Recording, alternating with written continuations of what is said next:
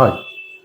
So, మీకు ఇంతకుముందు భాగాల్లో మేము చాలా సందేహాలు రామాయణం గురించి ఏవైతే ప్రజలకు తెలిసినవి, నిజం కానటువంటి వాటికి నిజమైన సమాధానాలు కొన్ని తెలిపాం.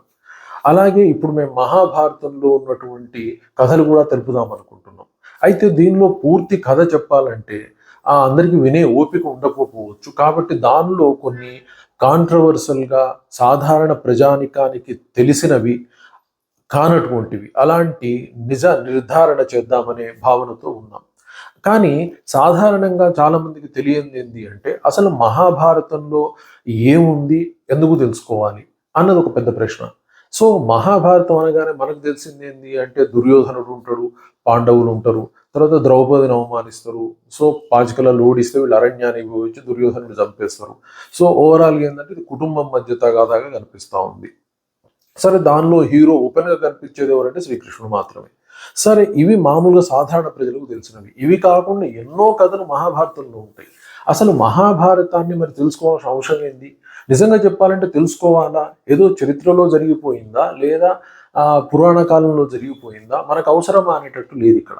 ఎందుకంటే ఇప్పుడు మనం ఉన్నది కూడా సమాజం మొత్తం కూడా ఒక కౌరవ సామ్రాజ్యం లాగానే ఉంది. ఇక్కడ ఏమి అద్భుతాలు చేస్తూ మనం సుఖంగా ఉన్నామని మనం అనుకోలేము. సంతోషంగా ఉన్నామని మనకు అనుకోలేము. ప్రశాంతంగా ఉన్నామని మనం అనుకోలేము. డెఫినెట్గా అదే కౌరవ సామ్రాజ్యంలోనే మనిషి జీవితాలు నడిచిపోతున్నాయి. ఇక్కడ కూడా మీరు సేఫ్టీగా ఉండాల్సిన అవసరం ఉంది. మరి మీరు సేఫ్టీగా ఉండాలంటే మహాభారతం లాంటి కథ తెలుసుకొని తీరాల్సిందే. ఎందుకంటే విభిన్న మనస్తత్వాలు, విభిన్నమైన కథలు, ఏది మంచి ఏది చెడు, ఏది చేస్తే ఉత్తమమైన ఫలితం పొందుతాం, ఏది చేస్తే చెడు ఫలితం పొందుతాం అనేది క్లియర్గా చెప్తుంది. భగవద్గీత కూడా ఇందులో చెప్పబడ్డది. శ్రీకృష్ణ పరమాత్ముడు అర్జునుడికి ఉపదేశించింది ఇక్కడే. కాబట్టి అన్ని విషయాలు కూడా కులంకషంగా వచ్చే అధ్యాయాల్లో షార్ట్ రూపంలోనూ ఫుల్ వీడియో రూపంలోనూ తెలుపుదాం. అందరూ కూడా చూడొచ్చు. సో అసలుకి ఎందుకు తెలుసుకోవాలంటే దీనిలో ముఖ్యమైన పాత్రలు జస్ట్ ఈ వీడియోలో మేము రిఫర్ చేయదలుచుకున్నాం.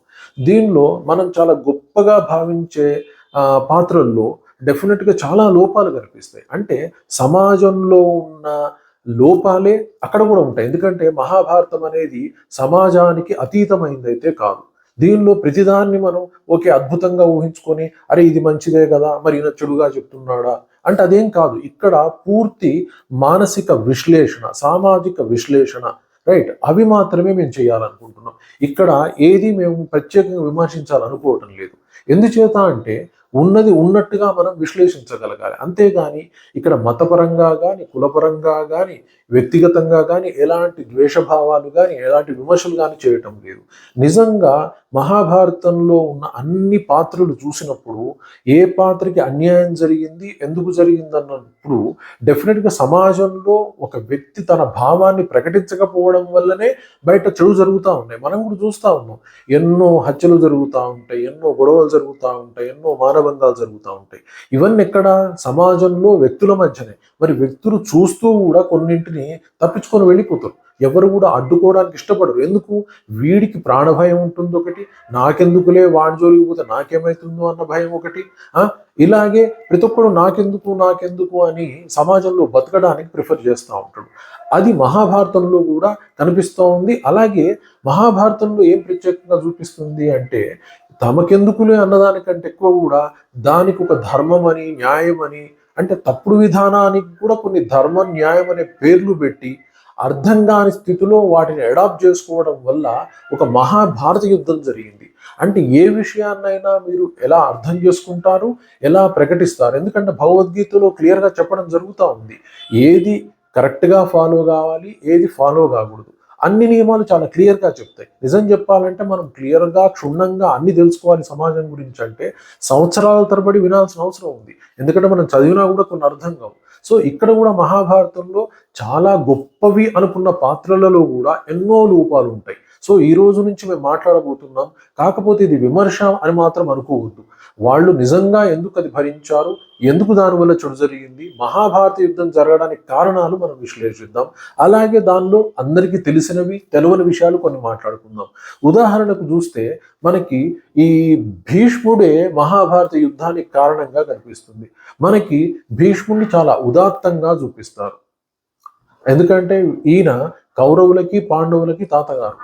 కానీ ఈయన ఎప్పుడైతే తన తండ్రి కోసం వివాహాన్ని త్యాగం చేస్తాడో, తన తండ్రి కోసం ఆయనకి ఆ మత్స్యకన్యనిచ్చి వివాహం చేస్తాడో, ఎప్పుడైతే నేను పెళ్లి చేసుకోను అంటాడో, తరువాత కాలంలో కూడా మళ్ళీ అవకాశం వచ్చినా మళ్ళీ పెళ్లి చేసుకోకుండా వేరే వాళ్ళకి దానికి వేరే వాళ్ళ ద్వారా సంతానాన్ని కల్పిస్తాడో, కౌరవ సంతానాన్ని.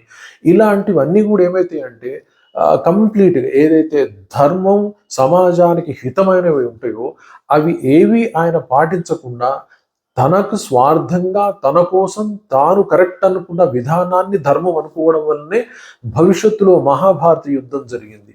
సో అది ఎవరు కూడా అబ్జర్వ్ చేయరు. సాధారణంగా ఏమనుకుంటారు అంటే ఓ భీష్ముడు అనగానే చాలా గొప్పగా చెప్తా ఉంటారు. ఓకే, ఆయన తండ్రి కోసం త్యాగం చేసిండు, ఓకే తాను పెళ్లి చేసుకోలేదు, ఆ జన్మ బ్రహ్మచారిగా ఉన్నాడు.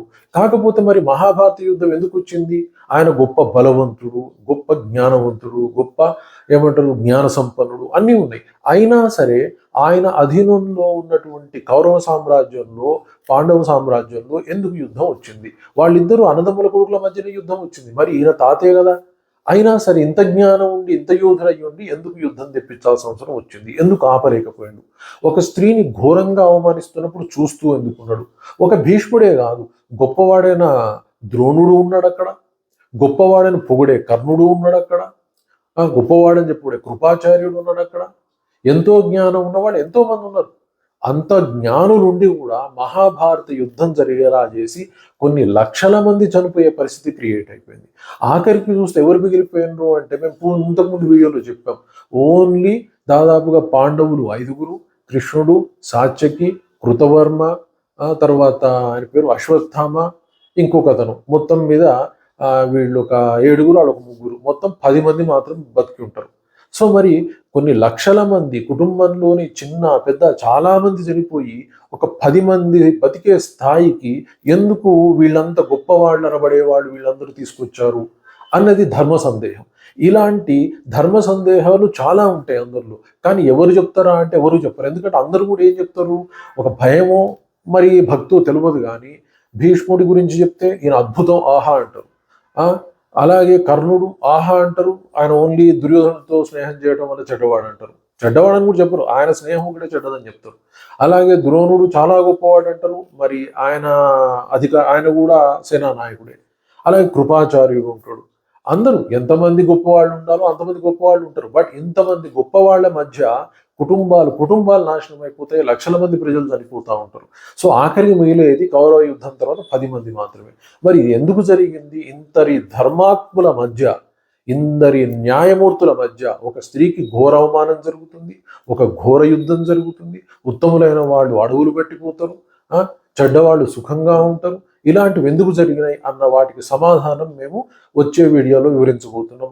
దయచేసి చూసి తెలుసుకోండి. డెఫినెట్గా సమాజంలో జీవించాలంటే భారత కథలు వినటం అనేది చాలా ఉత్తమమైన అంశం. Thank you very much.